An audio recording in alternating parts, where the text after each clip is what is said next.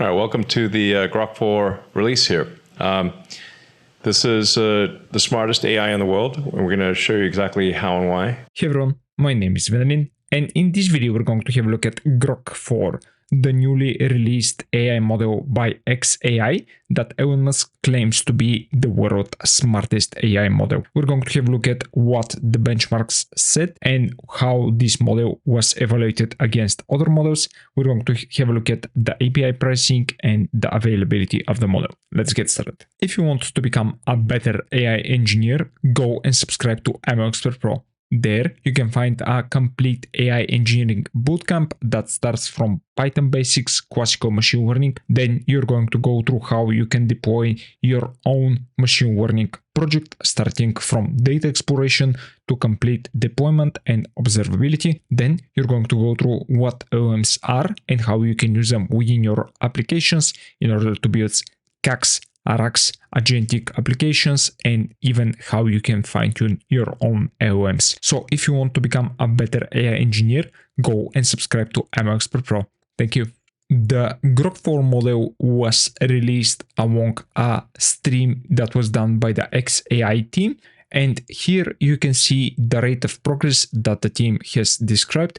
Most of the images that I'm going to show you throughout this video are actually from the slides from the xAI team. So here you can see the scale or the increase of compute that is done with the different Grok versions of the model. And you can see here that there was a significant jump from Grok 2 to Grok 3. And then with Grok 3 reasoning and Grok 4 reasoning, more and more compute is done on the reinforcement learning or the post pre-training phase of these models. Here you can see their example and how during the training the model was performing better and better on the humanities WAS exam. This is the text only version, as you can see on the y-axis, and you can see here that during training without any additional tools the model was able to get around 27% of accuracy on this benchmark. Once the training was added to the mix with including tool usage, you can see the jump that is happening now. The model is performing about 41%, and this appears to be quite cool, and almost all of the other LLM or large language model providers are doing something similar. Once you understand that additional or external tools are going to give you better results on benchmarks, we are seeing a mass increase of the performance of those models. So nothing too spectacular here, although those models are trained with large amounts of hardware. One interesting thing here was the addition of scaling test time. So here they're referring to using multiple agents during test time. And this is the performance that they achieve. Note that before was 41%, and now with multiple agents during test time, something that they call Grok 4 heavy, you can see they are now able to get about 50% on the humanities WAS exam text only variant. And here is the first hint that this model is quite good when talking about text information, but in the multi-modal capabilities, it is not that good. And the authors are going to address this in a bit of their live stream. So here is another chart now comparing the model to other models. Here on the left, they had pretty much all of the major providers, excluding Quote for Opus and Sonnet models, which is particularly strange in my opinion. And here we got no tools of these models. And here on the right, you can see that they have only included O3 and Gemini 2.5 Pro with tools. Again, no Quote models. And then we have Grok 4 and Grok 4 Heavy. And now the benchmarks are showing quite a lot of improvement here. So note, there are not including the Quote models. So this looks particularly strange to me. And here was the overview of the benchmarks. And here you can see at first glance that the Grok 4 models with tools and no tools are pretty much the most insane benchmark performance possible. But if you look a bit deeper within the results, you would see some let's say, strange things within those benchmarks. And here, for example, one thing that you can see here on this benchmark in particular is that the O3 model was included, while on the benchmark right here, there is no O3 OpenAI model including tool use. So a bit strange. Here again, you can see O3 model. And here you can see it on this particular benchmark, since probably the model was not performing as good as their other counterparts.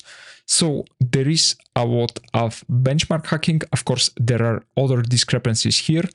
And note that models that are using, for example, Gemini Deep Think models are included only here. So you can see the score here, while it is not available within the other benchmarks.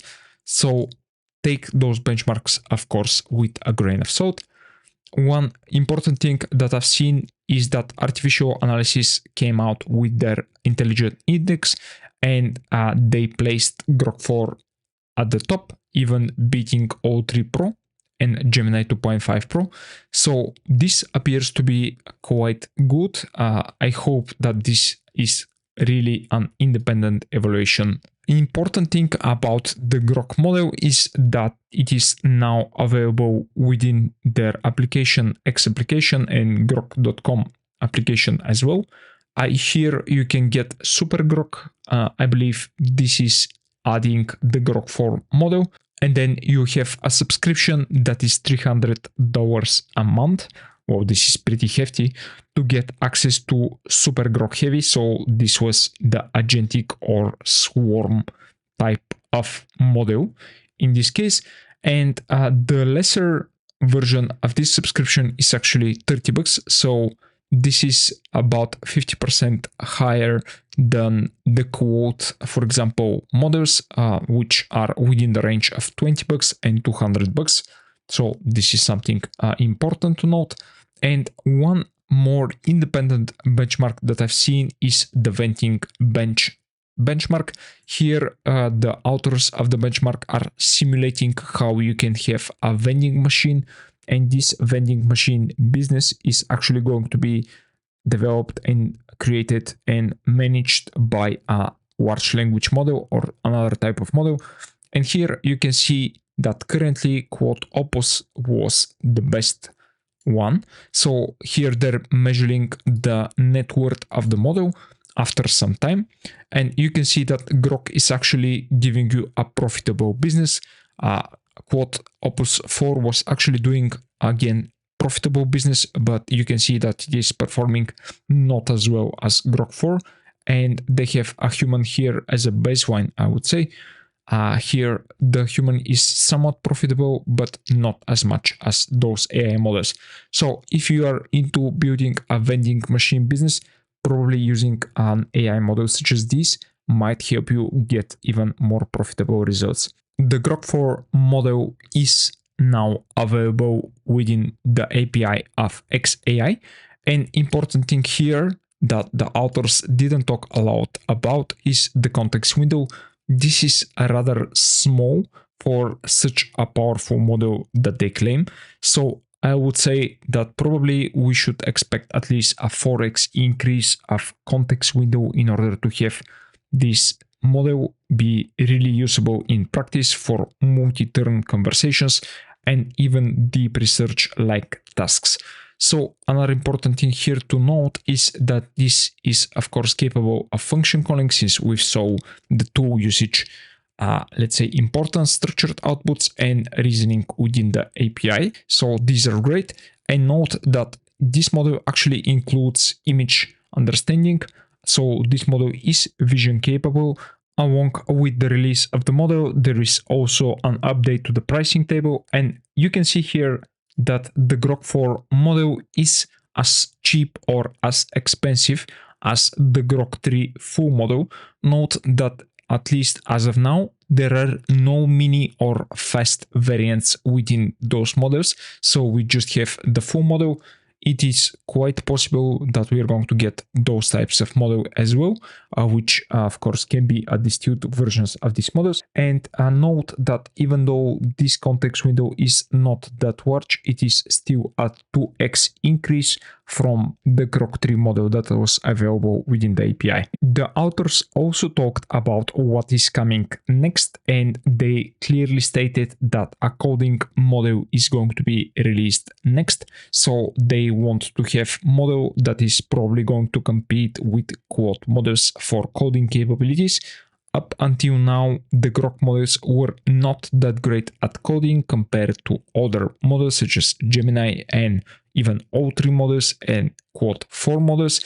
So this is a target of their next release, and they said that this model should be available within a month or so. Then they're talking about multi-modal agent, so image understanding, probably audio understanding, and other modalities will be included within the next updates of the model. And finally, they talked about a video generation model, and of course this seems something like also Google are doing within their models, so it looks like a path that was also already tried and it appears to be quite successful. So this is it for the Grok 4 release of the model. I'm going to be leaving a link to the full live stream within the description or the comments of this video below.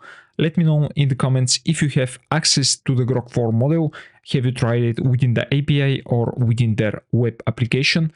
Let me know what your initial impressions are, and is this model as good as the authors claim? Of course, there was a lot of marketing materials within the live stream, so this is a trade-off between marketing and real-world performance, but they also talked about real-world utilization of these models, and hopefully this model is a bit upgrade compared to the Grok 3 and Grok 3.5 models. Thank you for watching, guys. Please like, share, and subscribe. Also, let me know that if you want to get a deeper dive within the API of this model and try it out on our own. So thank you for watching. Please like, share, and subscribe. Also, join the Discord channel that I'm going to link down into the description of this video. Go and subscribe to MXpert Pro if you want to become a better AI engineer. And I'll see you in the next one. Bye.